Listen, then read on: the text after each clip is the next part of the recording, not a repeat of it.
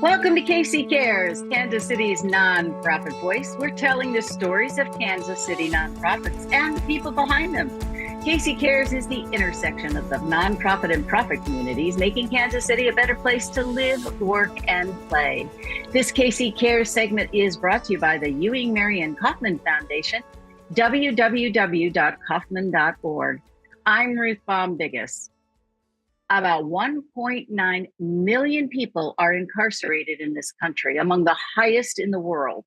In Kansas, the rate is 292 per 100,000 residents, and in Missouri, it's 381 per 100,000 residents. The recidivism rate, the likelihood of returning to prison after release, is nearly 70%. Well, those statistics didn't sit well with Randy George, so he did something about it. Along with Dr. James Maxwell, Randy founded the Village Initiative, created to help formerly incarcerated men and women reenter the community. The Village Initiative is doing incredible work to tackle recidivism and bring people back into the community in a productive way.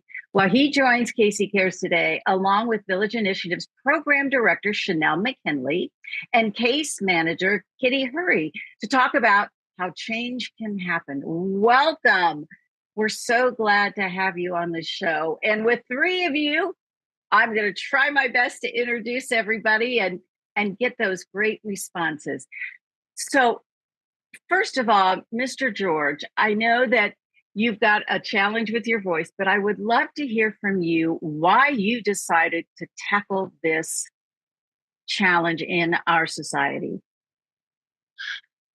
I think there's a number of reasons. One reason, when you come to something in contact with someone who's been released, as a family, want an opportunity to have a fresh start. And when society does not afford that, it just creates a major challenge for those that are coming back. I met a young man who had been released, with a wife and 3 children, but he couldn't find a job. So therefore, he could not pay his rent. He was at the point of reoffending just to keep his wife and his children from being homeless. He then realized the great challenge those that just wanted a second chance. In that process, my wife and I made his rent. It led us, Dr. Maxwell and I, we recognized that problem, not only that problem. At that time, 70% of those that was incarcerated coming back with a sick road, a problem with addiction. That's where we started. So I hope that answered your question. You did, but I know there's so much more for us to dig into. Chanel, maybe you can share with us a kind of the outline of what you all do and how you do it. Sure. Well, one of the things we had to come to the table and be strategic about it, knowing that the population that we serve is a vulnerable population.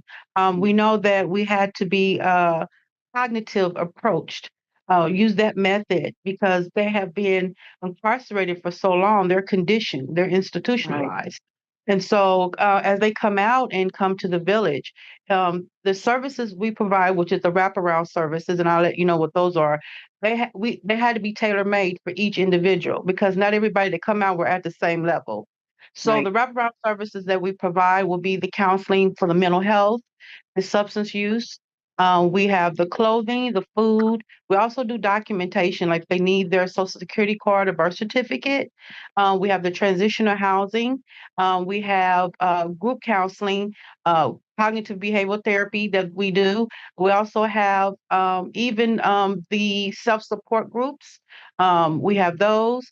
And then we have the peer to peer. So that is some of the things that we do as far as the wraparound. And each person that comes into the organization get an intake and an assessment done to see where they are. And then we take those wraparound services and wrap around each individual to make sure they're successful. And we walk with them in that journey of coming back into the community. I'm going to put Kitty in here in a minute, but I wanted to ask Chanel, how do folks come to you? How do they find you, or do you find them? They find out kind of both. So we have a wide array of referrals. I mean, KDOC, Kansas Department of Correction, is a referral source. It could be DCF, it could be in the community, word of mouth. So a lot of referrals come from very different places, and which is a good thing because we want to make sure that people know that we're accessible, that we're out there in the community, people beginning to know who we are, what we do. So the referrals can come from anywhere. Hospital, it could come from school district, it can come from anywhere. But our major one is Kansas Department of Corrections. One of the things that happened, tweeted on this, there was memories of incarceration for a number of years. They're still struggling just to make it. And so we're able to serve that population. Maybe it's a newly jail placed. Maybe they've been houseboy. There are so many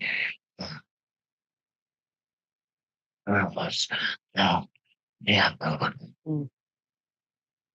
So we've just been now considered must practice a reentry.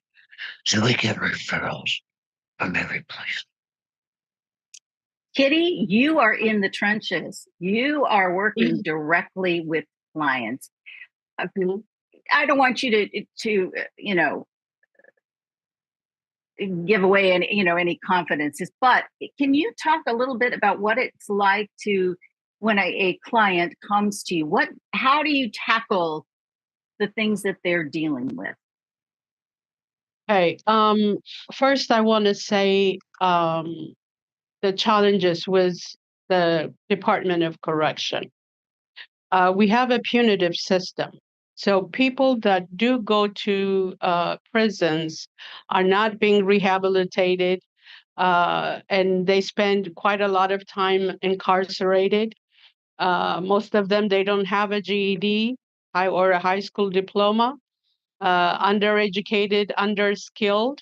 Um, Over 85% when they go to incarceration, they have a known substance use disorder. That is huge among this population. And of course, we have removed community mental health services, and prisons are today where people with mental health issues are being kept.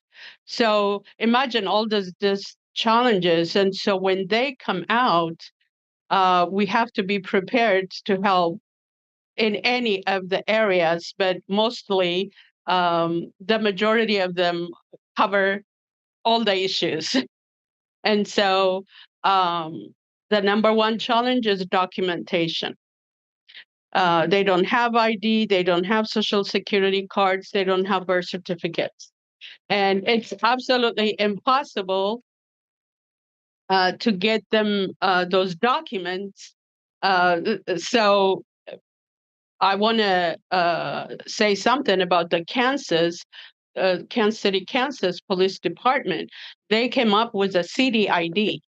This CDID is something that they provide to them when they don't have those documents and they're coming out of incarceration, no documents. They give us a CDID and we take that CD ID and we convert that to a state ID at DMV, which is huge. That's a very, very important step for them, because without an ID, there is no job, there is no home, there is no medication, there is nothing. And the system to let them out without an ID is a huge challenge. And then, of course, the addiction piece. We do have 2 addiction counselors. So I referred those guys to the addiction team.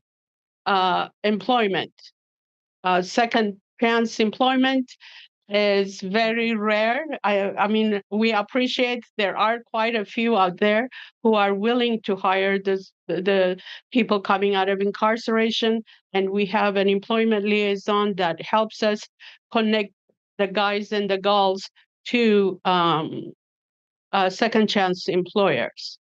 Mental health, of course, we have a mental health counselor, and the transitional house. 20% of the people that come out of incarceration are homeless. They are going on the street.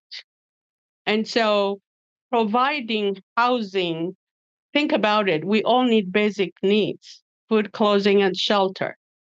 And so our program starts with the basics: the housing, we have food pantry, clothing closet. We start them with just the basics, work on their ID, try to get them employed, work on their addiction and mental health issues. And it's a lot of work, it's a lot of challenge. And unfortunately, uh, we need more community resources like us in every neighborhood to tackle this challenge. Now, are you focused strictly in the Kansas City, Kansas area, or are you metro-wide? Metro-wide. You're metro-wide. Kitty, I wanted to come back to you. You're giving us this list of things, to help people that many of us take for granted. Mm-hmm. And you're working with tough systems. How do you do that? Wow, you're still here. I think we all have passion to do this work. We all care about our community. You know, people think people incarcerated would never come out of there. That's not true. 95% of them are going to be released into our neighborhoods. And so each of us needs to be involved and be willing to lend a helping hand in any form or shape. And so I think it's the passion that we care, and we all deserve a second chance, is what pushes us forward every day. It's not money. It's not profit. And I can see Chanel behind you. This is the busy room where everybody comes in and out, and that's okay. Chanel, maybe you can tell us a little bit about the numbers of people you're working with at any given time, and stage and unwrap that for us. Okay, so I wanted to say, on top of what Kitty was saying, that the community need to realize that reentry is not a emergency service, that it is a movement. So in the community that we live in, they're going to come out regardless we like it or not. Mm-hmm. So it's better to have a program, something structured for the community to feel comfortable and safe, and saying, okay, they're coming out, but they're going into a program that help them become self-sufficient or productive. And so that is one of the things that we had to show the community, that as they're coming out, hey, they're coming to the Village Initiative. We're wrapping these services around them, and we're walking with them. We're not just putting them out there in the community. We walk with them. And so, like Kitty said, as advocates, we're advocates 24/7. We see the barriers and challenges that keeps them from being self-sufficient, productive. We have systematic issues that would keep them from being self-sufficient. One of the things is child support. And we are accredited with the state of Kansas that they can do one of our life skills and get credited for a certain amount of child support to be taken off their balance. So, you know, but at any given time, we've helped at least, I think when we counted, it was like 300 and something individuals uh, coming out of incarceration at any given time. And we wrap those services around them to get them to be where they need to. Now, housing is a challenge. Permanent housing is the challenge. Mm. And that's why it's important to have transitional housing. As we advocate on the other end, they're in our transitional housing getting prepared to come out and to live and take care of their family. Because sometimes when they've been institutionalized for so long, coming out trying to operate a cell phone is an issue. Yes. Coming out and then we are working on our job training program, where they're learning to get back into the community and get up at the proper time to get to work, and those soft skills that they need to learn how to work ethics, and the life skills help them uh, manage stress and things like that. So that's the cognitive approach, because we know that if they've been in there for 30 years, life stopped at them for when they first went in. Right. Things happen, things change, the world has evolved. So when they come out, it's like a baby. It's like, where do I start? What do I do? And sometimes we have to sit there and say, hey, there are opportunities for you, because they feel like, hey, going back to prison was easy. At least I was getting told Right. when to get up, when to go to bed, what to do this and do that. So we are trying to create opportunities for them to empower them to say, hey, you don't have to choose this. There are opportunities for you to go the right path, because what you've done before didn't work out for you, or else you wouldn't have been in prison. So all of those things is where we have to sit at the table with that participant, so they understand that it's not about money. It's about, because we care about who we are, who you are, and where you want to go, and walk with them in that journey. I can tell you have no passion for this work. Ha ha ha. No, we're talking with the Village Initiative and the great work they're doing in our community to help those folks who've spent time in prison at whatever level re-enter. Do you find, Katie, I'll toss this to you since you're sitting down one-on-one with clients. Do you find any differences in how you help your clients from, let's say, a local incarceration, state or federal? Are there any differences? Do clients get more or less before they come out, or just anything? In terms of resources, it's about the same whether they come out of jail, prison, or state prison, or the federal. Um, uh, but probably the kind of people that are coming out of federal could be mostly drug-related cases. In the states, there are several with, uh, like sex offenders and other drug users. So the system is the same, whether it's at the jails, prison, or federal level, and the challenges they face is the same, because none of them are implementing rehabilitative services. It's all punitive, and they go and they serve their time and they come out. Chanel, I'm going to come back to you. Tell us about success rate? How long do these folks stay with you, and are most of them successful in moving their lives forward post incarceration? Yes. So our success rate, most of like the program through the transition house is a 95% success rate. And we find that the recidivism rate is pretty low when they go through our program, because the fact that we walk with them, they don't feel alone.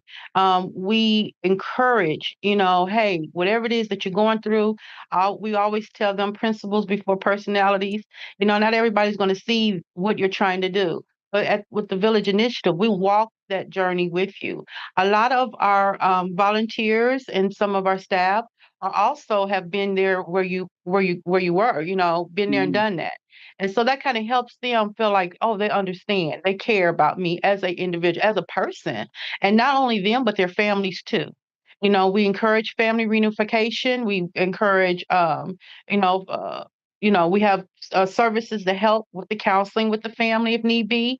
So not only do we serve the individual who have been incarcerated, but the impact of incarceration to the family. So we also look at that also. So yeah, so the success rate is because we do a whole holistic approach when it comes to them. Not only are we concerned about you as an individual, but your mental health, your family, your whole being, the employment piece. And sometimes we may say, how you doing today? How's it going today? They may come and say, I had a rough day. We just make ourselves available. So whatever it is that they're going through, we know, and then we just wrap ourselves around them to make sure that they're good.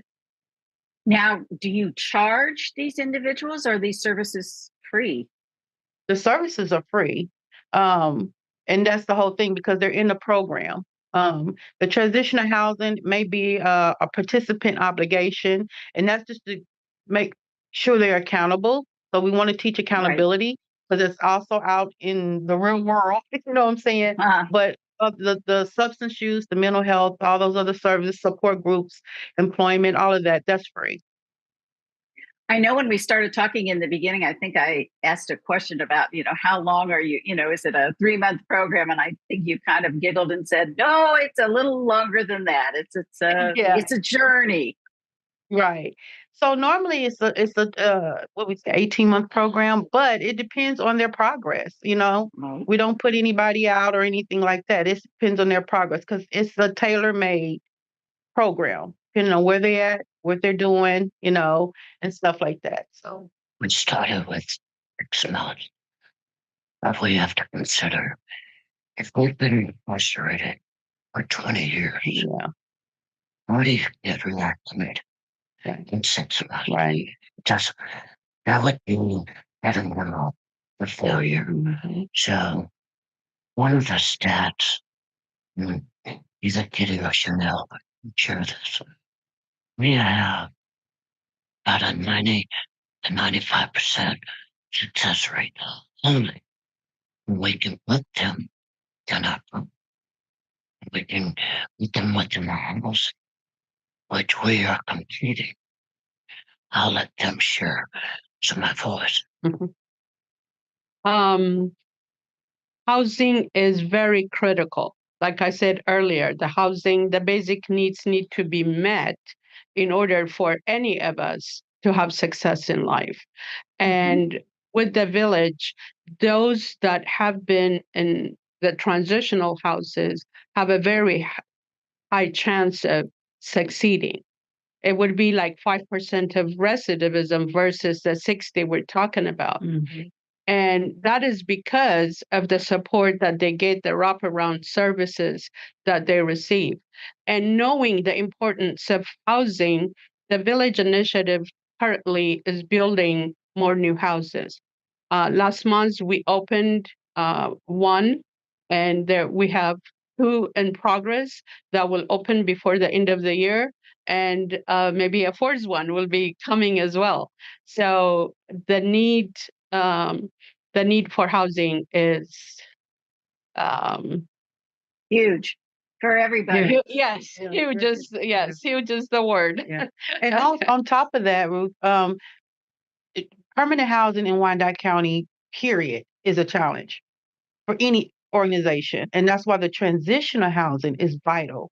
Um, just imagine that you have a place to stay while you kind of think about what I need to do next. What's the things I need to be working on, versus thinking that, and also I'm in crisis of where to lay my head. So that's Right. why that transitional house is so, so important. There has been a time where back in the day where there was a lot of shelters and stuff like that. But now if you look at Wyandotte County, not very many shelters. A lot of organizations is looking for that transitional housing so they can work with those individuals.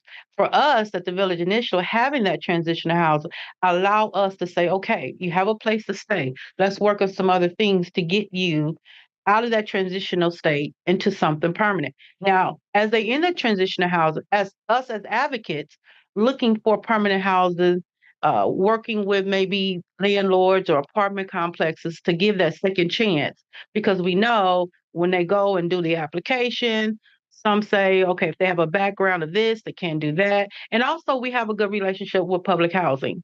So, as they in their transition to housing, meeting with their probation officer or parole officer, going to the groups, working. We also have where we advocate for that permanent housing, looking to mobilize resources for permanent housing. So it's a challenge as for any organization with a permanent housing piece. I want to Oh, add a couple of things here. I'm sorry. Uh, no, please do. okay, as a case manager, the challenge was housing. I'm going to repeat it again and again because our house is not enough. I mean, up to this point, we only had 7 beds. So there are no shelters where we can send people in Wyandotte County. And especially people with mental health issues, they are staying on the streets. They have nowhere to go. And also, some crimes. When we say as a population, we need to give a second chance, there are certain people that are completely excluded out of that. So, no shelters, permanent housing is difficult to get, housing for mental health, people with mental health issues is difficult. And also, additionally, with addiction, Wyandotte County doesn't have an inpatient program. Outpatient programs are available, but inpatient programs are not. And you find a lot of them. And you find a lot of them, Ruth, just do self medicate because they don't have a place. So they're on the street. They call dual diagnose mental health issues, and they're self medicating themselves. So coming into our program, not only we dealing with the substance use issue, but we're also dealing with the mental health. So I not know having a place. is really having a place to transition is really important. I know we just have a couple of minutes left. I wanted, Chanel, maybe where can folks find out more information about you? And are there volunteer opportunities? Absolutely. Come on. If you want to volunteer, come on down. Um, and 3004 North 27th Street is our address. Our telephone number is 913-291-1600. Please come and call. We're looking for volunteers. We also have a food pantry. After second and fourth Wednesday, we give away food curbside delivery. So we're always looking for volunteers and donations. And you visit our website. I know, Ruth, you looked at our website. So it's www.villageinitiative.com. So yeah, please visit our website, call us, and come on down. We're always looking for volunteers and donations. What keeps you going, Chanel, in this work? It's not easy work. It's not God. God. Um, what keeps me, I've always had a passion to helping people. That's my core. Case management is my core. So it is so rewarding to see a person come out of whatever situation and they can function and they can be with their family and they can feel like they're self-sufficient and contribute to the community, where they used to be a menace to society, now they're a mentor to society. So what keeps me going is really God. It's like the passion that I have to helping people in any kind of way that keeps me going. That keeps me Kitty, going. how about you? Kitty, how about you? Uh, for me, like I said earlier, second chance. We all deserve a second chance. And yes, I haven't been to prison, but my life challenges have shown me that I need to have empathy and compassion for others. So, yes, second Well, chance is what keeps me going. thank you all. And Mr. George, Thank you for this wonderful idea and stepping forward with passion and commitment and determination to make the world a better place. We thank all of you for being on Casey Cares and sharing all about the Village Initiative. Thank you for the invitation. Thank you. Thank you. Thank you for joining us for Casey Cares, Kansas City's nonprofit voice. We're produced by Charitable Communications, which is also a nonprofit. This Casey Cares segment was brought to you by the Ewing, Marion Kauffman Foundation, www.kauffman.org. And to be a guest or underwriting opportunities, go visit our website. We are kccaresonline.org, and spread the love. You'll find us on Facebook and Twitter at Casey Cares Radio, and on Instagram at KC Cares Online. Don't forget, catch us Saturday mornings at 8 a.m. on ESPN 1510 a.m. and 94.5 FM. Thank you for joining us on KC Cares.